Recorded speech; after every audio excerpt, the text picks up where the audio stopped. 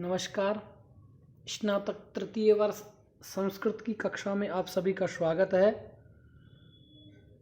भरद्वाज मुनि के आश्रम से विदा होकर और हनुमान को भरत के पास भेजकर सुग्रीव आदि मित्रों के साथ फिर उस पुष्पक विमान पर चढ़कर पुनः राम नंदीग्राम की ओर प्रस्थान कर गए। नंदीग्राम एक नगर का नाम है जहां भरत ने राम के आगमन की प्रतीक्षा करते हुए राज्य किया। वनवास से लौटकर श्री राम नंदीग्राम आए और वहां अपनी जटाएं कटवाई। श्लोक है, नंदीग्रामे जटां हित्वा भ्रातृभिः सहितो नगः रामः सीतामनुप्राप्य राज्यं पुनरवाप्तवान्। नंदीग्रामे जटां हित्वा भ्रातृभिः सहितो नगः रामः सीतामनुप्राप्य राज्यं पुनरवाप्तवान्।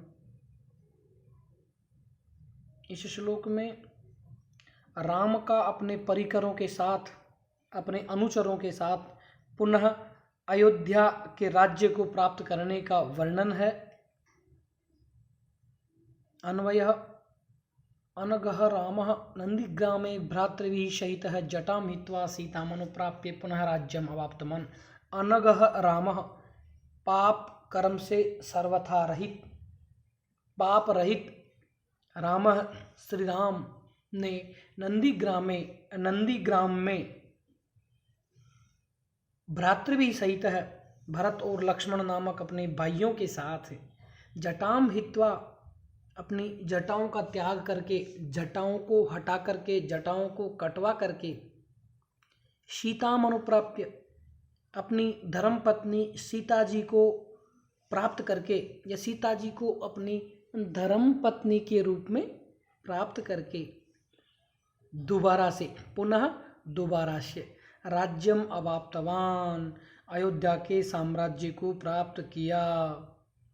अर्थात इस श्लोक का अर्थ है कि पाप कर्म से सर्वथा रहित श्री राम ने नंदीग्राम में भरत और लक्ष्मण नामक अपने भाइयों के साथ जटाओं का त्याग करके और सीता जी को अपनी धर्म पत्नी के रूप में प्राप्त करके दोबारा से अयोध्या के साम्राज्य को प्राप्त किया।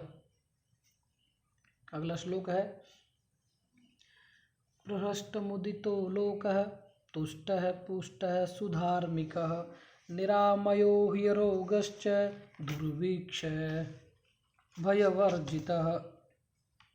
प्रहृष्टमुदितो लोकः तुष्टः पुष्टः सुधार्मिकः निरामयो ह्यरोगश्च दुर्भिक्षः भयवर्जितः।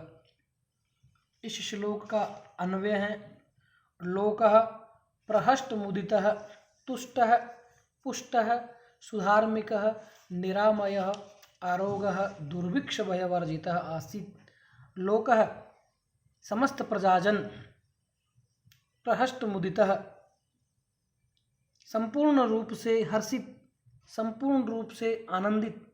इस श्लोक में राम राज्य का वर्णन किया गया है। मुदितः आनंदित, तुष्टः संतुष्ट, पुष्टः और शारीरिक रूप से पुष्ट स्वस्थ, सुधार्मिकः बहुत अच्छी तरह से धर्म का पालन करने वाली, निरामयः मानसिक रूप से स्वस्थ, आरोगः शारीरिक रूप से हमेशा निरोग और दुर्भिक्ष भय वर्जित है, अकाल के कारण उत्पन्न होने वाला जो भय है इत्यादि से रहित थी। कौन? जनता। अयोध्या की राम राज्य में उनकी प्रजा हष्ट पुष्ट, तुष्ट, धार्मिक, रोग रहित तथा अन्न कष्ट और चोरों का भय आदि से रहित थी। किसी भी प्रकार का कष्ट नहीं था। श्लोक है, न पुत्र मरणं केचिद् द्रक्ष्यन्ति पुरुषा क्वचित् नार्यश्चा विधवा नित्यं भविष्यन्ति पतिव्रताः। न पुत्र मरणं केचिद् द्रक्ष्यन्ति पुरुषा क्वचित् नार्यश्चा विधवा नित्यं भविष्यन्ति पतिव्रताः। श्लोक का अन्वय के अनुसार अर्थ है, केचित् पुरुषः क्वचित् पुत्रमरणं न द्रक्ष्यन्ति नार्यः अविधवाः नित्यं पतिव्रताः भविष्यन्ति। केचित् पुरुषः, कोई भी पुरुष, क्वचित कहीं पर भी या कभी भी पुत्र मरणम न द्रक्ष्यन्ति, अपनी संतान की मृत्यु नहीं देखेंगे। अर्थात कोई भी पुरुष और कहीं पर भी कभी भी अपनी संतान की मृत्यु नहीं देखेगा। नार्य अविधवा, और जो पत्नियां हैं नारियां सौभाग्यवती ही रहेगी। अविधवा अर्थात कभी विधवा नहीं होगी। नित्यम पतिव्रता भविष्यन्ति, और हमेशा ही अपने पतिव्रत धर्म का पालन करने वाली होगी। ये जो श्लोक है इसमें अयोध्या में राम राज्य में होने वाली जो दो बातें थी, जो दो सकारात्मक बातें थी, उनका वर्णन किया गया है। कि पहला तो प्रजाओं के लिंग के आधार पर दो ही प्रकार होते हैं, पुरुष और नारी। इस श्लोक में ये बताया गया है कि श्री राम के आशीर्वाद और प्रभाव के कारण कोई भी पुरुष कहीं पर भी कहीं भी अपनी संतान की मृत्यु नहीं देखेगा, क्योंकि पिता की मृत्यु ही पुत्र के सामने होगी और वह पिता का उत्तराधिकारी बनकर आनंद करेगा। नारियां हमेशा सदैव सौभाग्यवती रहेगी, कभी विधवा नहीं होगी, और वे जीवन पर्यंत अपने पतिव्रत रूपी धर्म का पालन करती रहेगी। नर नारी सभी पूर्ण रूप से स्वस्थ और आनंदमय जीवन व्यतीत करेंगे। हयरोगश्च, यहाँ पर ही प्लस अरोग प्लस च, यहाँ पर यण और शत्व दोनों संधियां हैं। श्लोक है न चाग्निजं भयं किंचित नाप्सु मज्जन्ति जन्तवः न वा तजं भयं किंचित नापि ज्वरकृतं तथा। न चाग्निजं भयं किंचित नाप्सु मज्जन्ति जन्तवः न वा तजं भयं किंचित नापि ज्वरकृतं तथा। श्लोक का अन्वय के अनुसार अर्थ इस प्रकार है। अग्निजं च किंचित भयं न जन्तवः अप्सु न मज्जन्ति वातजं किंचित भयं न तथा ज्वरकृतमपि न। इस श्लोक में भी राम राज्य का ही वर्णन किया गया है कि वहाँ राम राज्य में किसी प्रकार का अग्निजम, अग्नि से उत्पन्न होने वाला, किंचित किसी प्रकार का, आग लगने से उत्पन्न होने वाला किसी भी प्रकार का कोई भी भयम न डर नहीं था। जंतवः अपसु न मज्जन्ति, जंतवः प्राणी, अपसु जल में, न नहीं मज्जन्ति डूबते हैं, अर्थात प्राणी कभी भी पानी के अंदर नहीं डूबते हैं। वातजम किंचित भयम न, और उसी प्रकार वायु से उत्पन्न होने, हवा के कारण उत्पन्न होने वाला किसी प्रकार का कोई भी डर वहाँ पर नहीं था। ज्वरकृतम अपि न, और उसी प्रकार बुखार इत्यादि सामान्य जो शारीरिक रोग हैं उनसे उत्पन्न होने वाला किसी प्रकार का डर नहीं था। अर्थात महर्षि नारद इस श्लोक में राम राज्य का ही वर्णन करते हैं और कहते हैं कि आग लगने के कारण उत्पन्न होने वाला किसी भी प्रकार का कोई भी भय प्रजा को नहीं था। प्राणी कभी भी पानी के अंदर नहीं डूबते हैं। हवा के कारण उत्पन्न होने वाला किसी भी प्रकार का कोई भय प्रजाजन को नहीं है।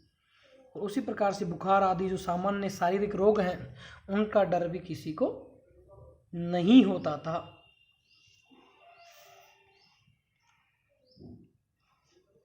आगे हैं अगला श्लोक।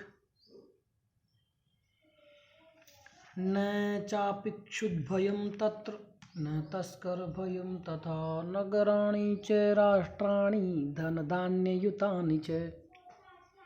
न चापिक्षुद् भयं तत्र न तस्कर भयं तथा नगराणि च राष्ट्राणि धनधान्ययुतानि च।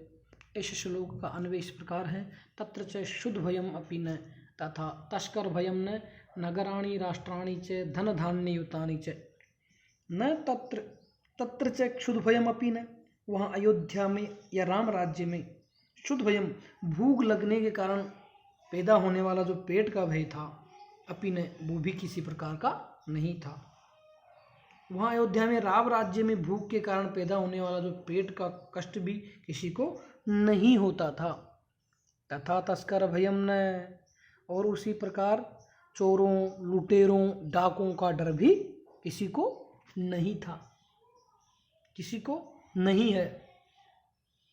नगराणी राष्ट्राणी च धन धान्य युतानि च, और जो नगराणी राम राज्य में जो सारे नगर हैं और जो नगरवासी हैं, राष्ट्राणी च, और सारे राष्ट्र तथा राष्ट्रवासी, धन धान्य युतानि च, अचल संपत्ति और अनाज इत्यादि से भरपूर समृद्ध रहते हैं। अर्थात राम राज्य में किसी प्रकार की कोई कमी नहीं है, क्योंकि राम राज्य में भूख के कारण पैदा होने वाला जो पेट का कष्ट है वो भी किसी को नहीं होता था। कोई भी वहाँ पर भूखा कभी भी नहीं सोता था। वहाँ पर चोरों, डाकुओं का वो भी डर नहीं था, और सारे जो नगर के निवासी थे, नागरिक थे, राष्ट्र की अचल संपत्ति और अनाज इत्यादि से भरपूर समृद्ध रहते हैं। तो इस प्रकार अयोध्या नगरी में किसी प्रकार की कोई कमी नहीं है। ऐसा महर्षि नारद वाल्मीकि से कहते हैं कि कोई भी कभी भी भूखा नहीं सोता है। यहाँ किसी प्रकार की कोई चोरी चकारी नहीं होती है, किसी के चोरी होने का, लूट हो जाने का डर भी लोगों में नहीं है, और सभी राष्ट्रवासी और जो नगर निवासी हैं, चल तथा अचल दोनों प्रकार की जो धन संपत्तियां हैं उनसे वो भरपूर हैं। सभी प्रसन्न हैं और सभी आनंदित हैं। व्याकरणात्मक टिप्पणी में तस्करेभ्य भयम, तस्कर भयम, तस्कर प्रमुदिता, प्रमुद और तय प्रत्यय है यहाँ पर, प्रमुदिता, वातजम, बातेन जातम बातजम। आज बस इतना ही। धन्यवाद प्यारे विद्यार्थियों।